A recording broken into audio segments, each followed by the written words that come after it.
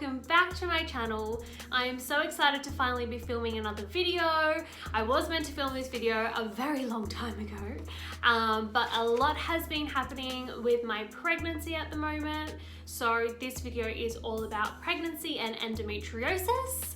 I asked some of you guys to ask me some questions on pregnancy and endo on my endo Instagram, which is, I'll tag it, I'll link it here. My pregnancy has been so crazy. It's been such a roller coaster and there's always plenty going on. Every doctor's appointment is different, every specialist appointment is different, every hospital appointment is different. There's just always something happening.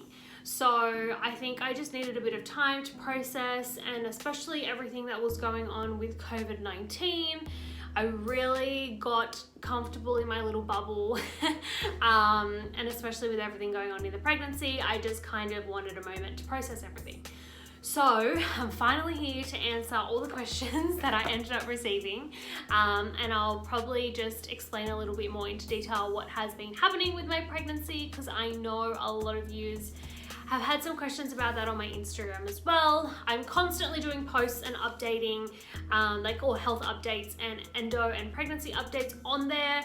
I'm gonna get started with the questions. So the first question was it hard to get pregnant? How long would you say it took?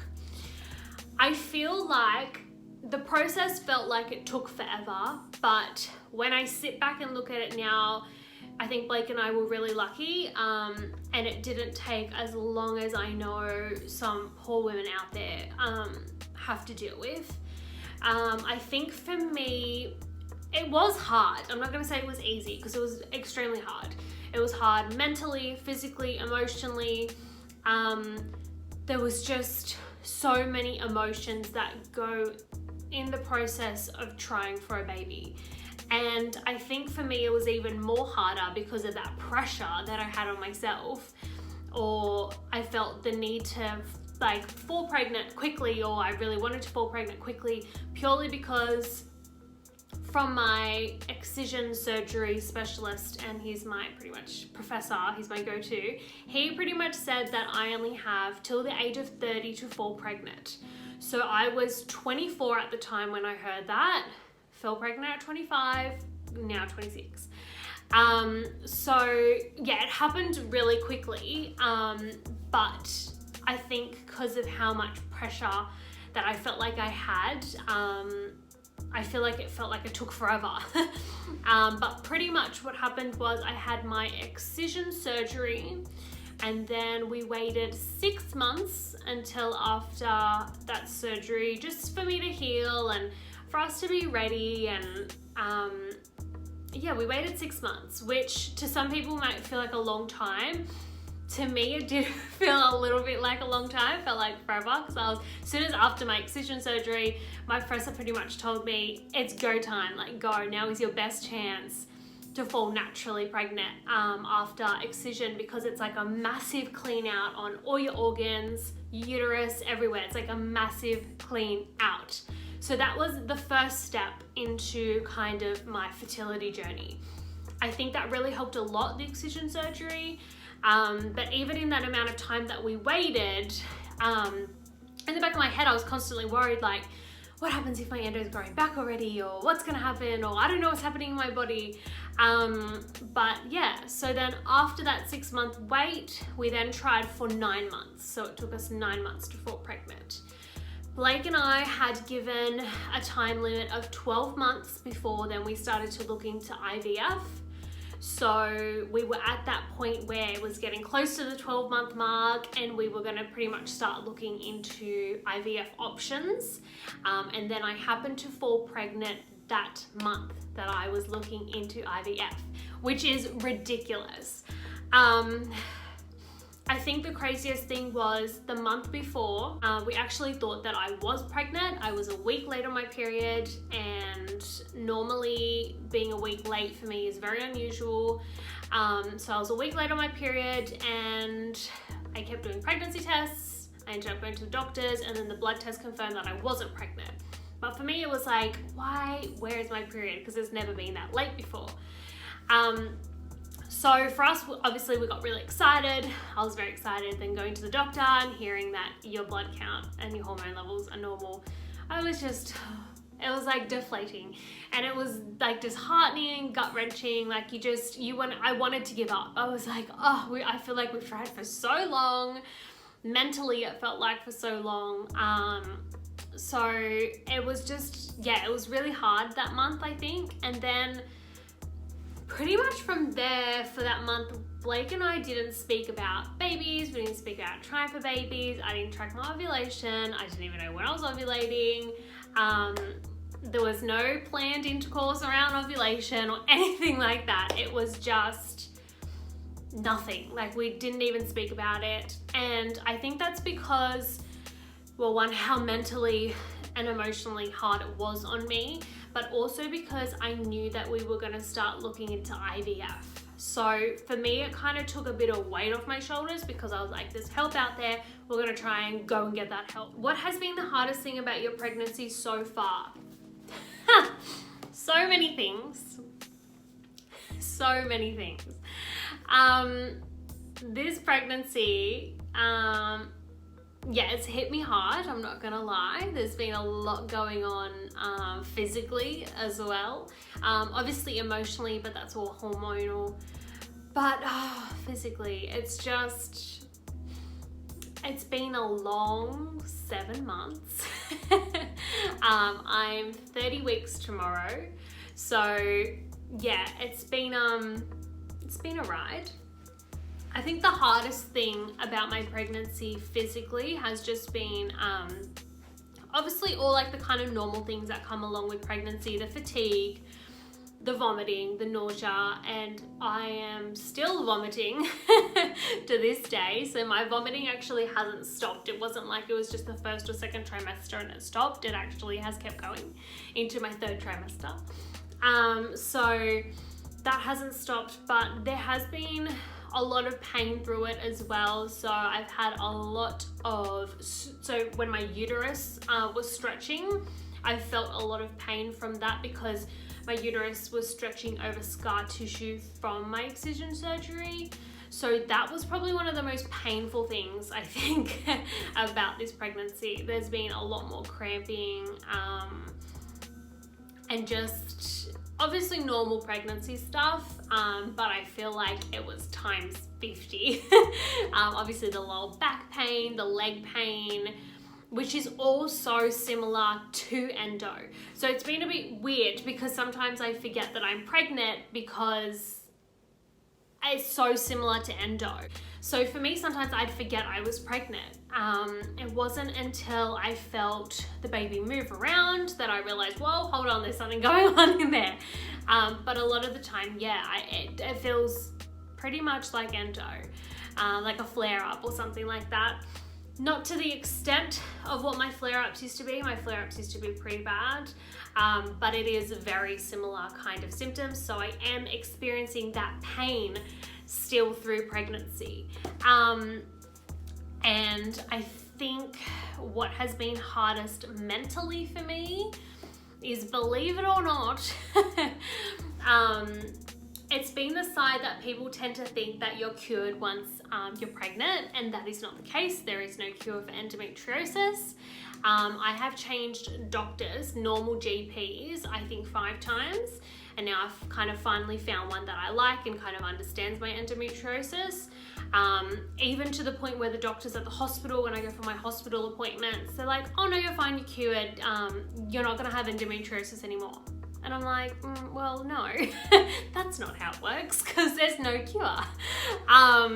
So for me, that's kind of been the more the mental side of things, which has been hard to kind of comprehend, as well as going into appointments and people like midwives or medical professionals, when I go there complaining of a lot of cramping, a lot of pain, and they just say, okay, you're just pregnant and you just have to deal with it. And I'm like, no, it shouldn't be like that. Help me. Like, give me tips, give me remedies. What can I take for it? What can I do? There was none of that. It was more just straight, you're just pregnant, hun. And I'm like, oh, there has to be something that you can help me with. So until I then saw a obs-gynae who specializes in endometriosis. So I went to see a specialist in that, and she actually works with my professor who did my excision surgery. So she kind of had all my stuff on file. She knew my backstory, and she just pretty much confirmed for me that yes, a woman with endometriosis is going to have a harder pregnancy than a woman without endometriosis. In saying that, there are so many women that don't have endometriosis and have a really hard time with pregnancy. But yes, women with endometriosis can experience a more painful pregnancy. So that was like confirmation that, okay, I'm not crazy. Pregnancy is definitely not a cure for endometriosis. I feel like I needed her to clarify that for me because of the amount of times that I was told by a medical professional that I was cured. So I think that was the hardest thing about my pregnancy mentally. So physically and mentally, it has been a little bit hard. Next question. Was it hard to distinguish between early pregnancy and endo symptoms?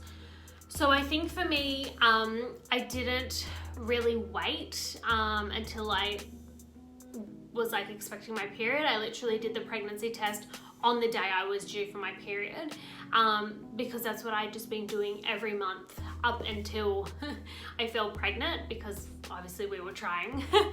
The couple days leading up to me doing the test, yes, I definitely felt that I was getting my period because I was getting endo symptoms. I had the endo belly, which is obviously just bloating from the hormones and stuff from pregnancy. I was getting the leg pain, the back pain, so I was getting that endo flare-up leading up to that pregnancy test. So yes, it was extremely hard to determine endo and pregnancy. I didn't know. I didn't even think I was pregnant. I just did the test because that was what I did every single month. Okay, next question. What did your doctor advise when you wanted to start trying for a baby? Okay, so I went straight to my endo specialist and asked, well, we spoke about it a lot just before my excision surgery and then after my surgery. So his advice was obviously start trying ASAP after surgery. And then I think after that, I didn't fall pregnant. When we started trying, it was taking me a few months, and then I went back to him and I said, look, this is where we're at, what can I do? And he pretty much said, let's test your eggs. So let's make sure that you're releasing good eggs when I'm ovulating. So we did, it was simple blood test. I think I had one on the 21st and 23rd day of my cycle, and that would distinguish if I was releasing good or bad eggs. I was releasing good eggs, but there was some months that I wasn't ovulating because then I was doing the ovulation kits at home as well. So after that, knowing that I released good eggs though was a really, really good sign. And then after that, he also put me on folic acid tablets. So that was his advice in terms of falling pregnant. Get your eggs tested, track your ovulation at home, and start taking folic acid. So that was that. Would you like to come up? Are you gonna say hi to the people? Hi to the YouTube? Hi YouTube. Oh, my baby. Okay, lay down. Next question. Do we get labeled as high-risk pregnancy due to endo? Good question. There are some women that aren't always high risk pregnancy with endo, but there are some women who are also considered high risk that have endo because they develop some complications through the pregnancy, which has been my case. I have experienced some really wild things that have happened while I've been pregnant. One of them being, which is quite common as well, there are some women that don't have endo that can have this, but it is quite common sometimes in women with endo. So it's called a low-lying placenta. So my placenta is low-lying. So the risk of having a low-lying placenta is pretty much in the delivery. Most of the time you need to have a C-section. when you have a low-lying placenta, because what happens is the placenta will come out before the baby, which obviously that cannot happen. So the baby needs to come out before the placenta, but if you have a low-lying one, the placenta is in the way. So my placenta is low-lying. It is slowly moving up on its own, which is really exciting. But the reason that it is low-lying, well, one of the reasons that can cause a low-lying placenta is scar tissue from surgery. So if you've already had a C-section, sometimes that can cause it. Obviously, I had my excision surgery, which is why they say it doesn't grow sort of where it's meant to. But yes, there are some women who also don't have endo, and this can happen. The placenta will move up gradually on its own. Well, that's what you want to happen, but there are some women who the placenta doesn't move up on its own, and that requires a C-section. Mine is slowly getting there. I still have around 10 weeks to go, so mine's like on the borderline of not being low-lying anymore, but for majority of my pregnancy it was low-lying. So there's more high risk into that. There's a lot of risk of bleeding. There is a lot like risks of miscarriage, and also the placenta rupturing. You do have to deliver early as well if it ruptures too much. So yeah, there were a lot of precautions that I need to take there. More bed rest, no heavy lifting, and some other things. So that was one of the complications that came along with it that made me high risk.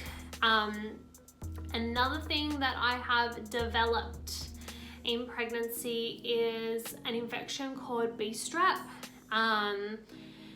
This one's really scary, and this one's gotten to me quite a bit. Strep in pregnancy can be quite common as well, so not necessarily someone just with endo can get this, but I find it interesting that I have got it, and especially in the area that they think that I have it. So generally, strep is found in the vaginal canal, and they do a swab when you're closer to your due date just to make sure that you don't have strep, because then if you are delivering naturally or through the vagina, there can be some complications with bub if you are not given antibiotics when you go into labor. So mine was picked up very early on due to me having so many UTIs during my pregnancy. UTIs are not great in pregnancy. I think I've already had 2, and I'm currently waiting on the results for maybe possible a 3rd UTI. So UTIs was something I struggled with leading up to pregnancy ever since my surgery. So it's been really weird because I never really had problems with UTIs. I'm starting to think that something happened when they pulled out my catheter after surgery. I had a lot of lazy bladder and bladder issues after surgery. So that is something I will need to get looked into. Again, it's just something that happens. There's nothing really I could have prevented, I guess, happening. It was something that just happened really weirdly after surgery, but after bub I will get it looked into by a urologist, and I will probably do a whole nother video on that, because I know there are a lot of women who suffer with bladder problems, UTIs, and a lot of urinary kind of problems with endometriosis. So I definitely feel like there's a link there, and after I go and see a urologist, I feel like I'll know so much more about it. I did do a post up about it on my Instagram page just in case, but I did need to have a ultrasound on my bladder and my kidneys while I've been pregnant, just to make sure there was no infections in there either. This infection that I have, strep, obviously can't be detected via ultrasound or anything like that. But pretty much what's happening now is they found the strep infection via urine. So it was a urine sample that I did to be tested for UTIs, but they found the strep infection in there. So it's pretty much bacteria.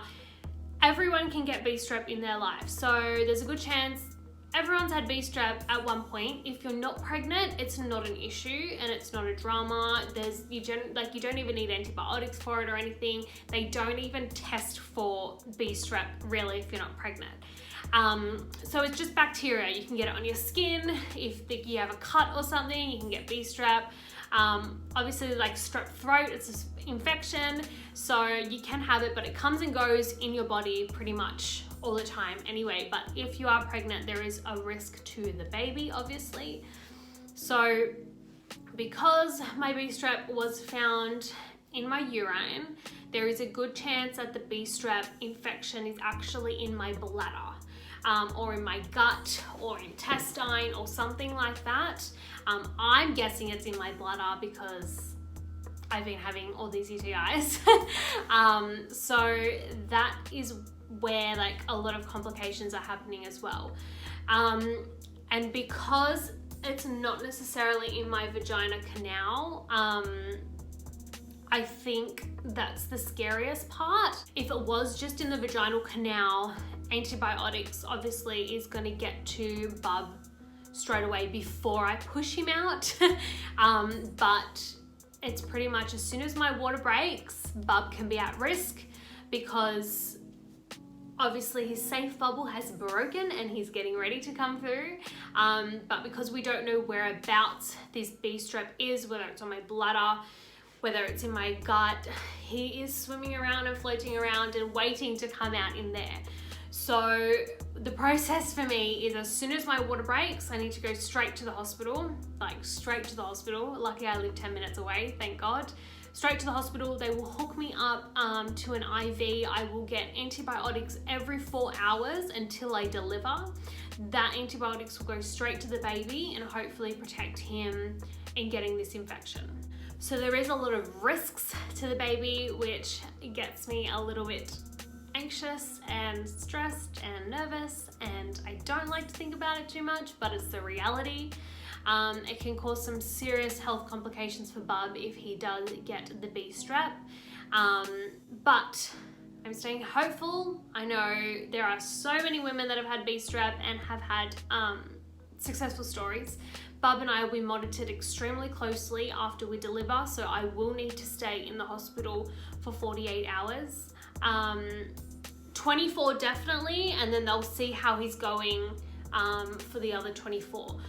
But yeah, so I know we'll be taken good care of, and the hospital is taking this extremely seriously, and they have reassured me that they have done this many of times before, so I'm feeling a little bit more at ease. But obviously hearing that for the first time was extremely scary and confronting, and I just wasn't ready to hear it. So yeah, the endo in pregnancy, it can cause complications and it can cause you to be high risk.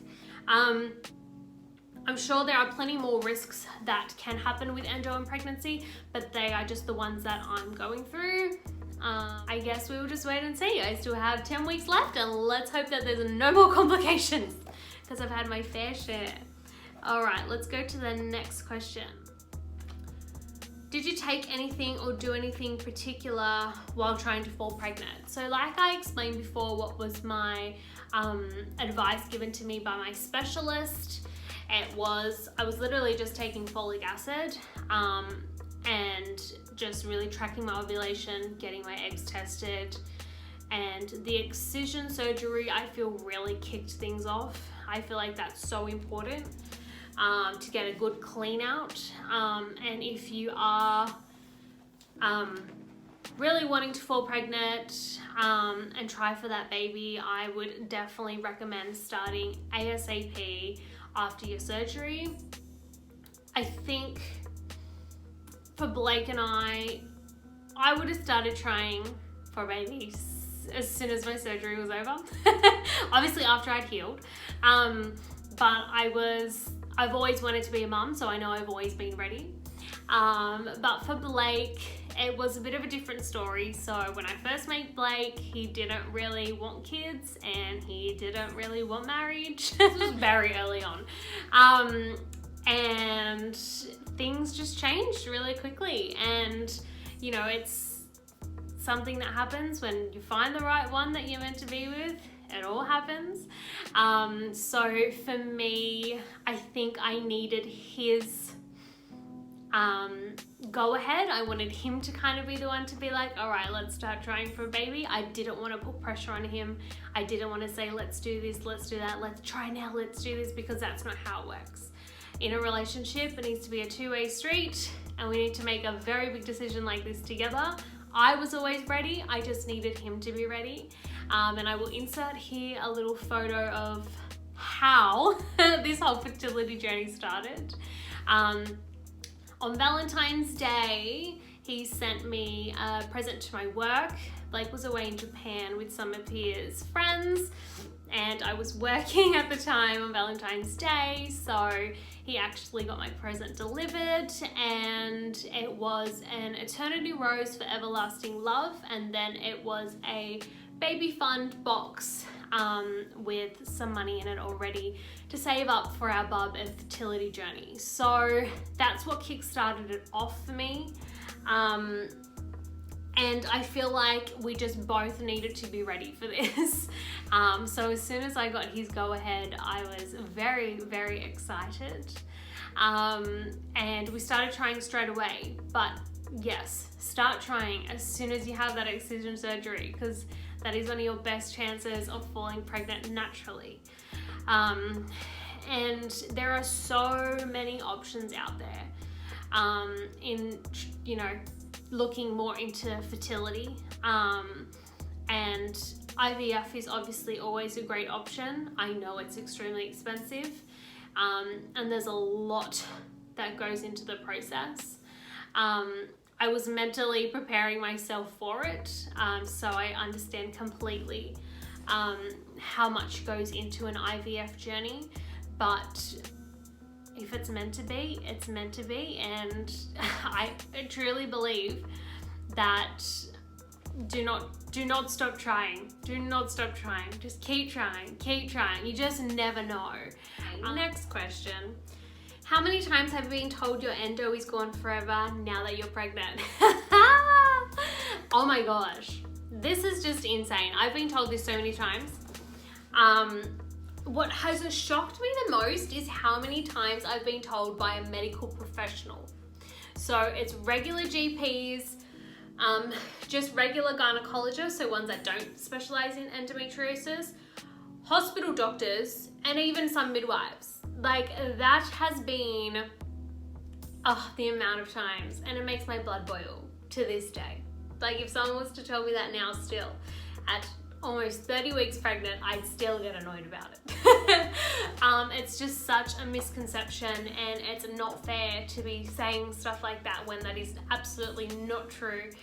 And I think that is where more needs to be done in terms of raising awareness for endometriosis, because there are so many misconceptions out there, and it is off-putting. You can just hear it from one person and you can think it's true. So yeah, definitely been asked that way too many times, or told that too many times while I've been pregnant, but never gets old. It never gets old. Okay, lucky last question.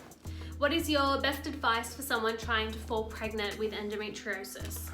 So I think with anyone trying to conceive, really, my best piece of advice is to plan it out. So write your options down, look into your options, start trying naturally first, see how you go. Obviously 12 months is kind of what they advise you to do before you start looking into IVF. So I definitely start with trying for 12 months naturally, get your eggs tested, do all your ovulation kind of kits at home, and also look into maybe if you have endometriosis, looking into when your last surgery was. What kind of surgery did you have? Was it performed by an endo specialist, and did they perform excision surgery? Ablation surgery is very different, so I definitely think there's a difference there.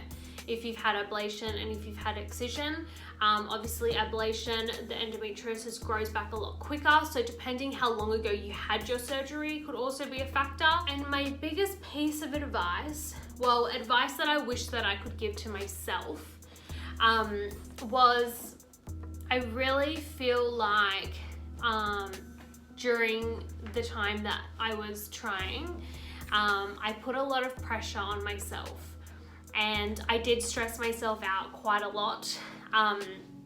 And there was a lot of emotional and kind of mental, Marley, baby, you're moving the blinds and people are gonna freak out because my blinds are moving.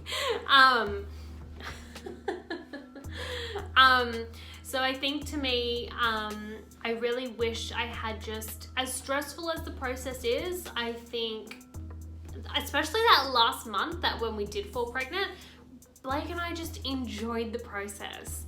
And we really just, I think, yeah, enjoying the process with your loved one. Your loved one is going through it as much as you. So I think really supporting your loved one through it as well, because as hard as it is on us women, I can guarantee you it's hard on the male as well. Especially if you do have problems with conceiving, you're gonna need your partner there and they're gonna need you. So that's my biggest piece of advice. As hard as it is, enjoy the process and know that there are so many options out there. And I just take it 1 month at a time. 1 month at a time. So that's probably my biggest piece of advice. And that wraps up this video. I feel like it went for a very long time. Thank you so much for watching. I am always up for answering questions. I mainly do a lot of my Q&As and Ask Me Anything in my Instagram for Living with Endometriosis. I will link them. I'll link my Instagrams down below, but also write them here somewhere on the bottom. So thank you so much for watching, and I will see you all in my next video.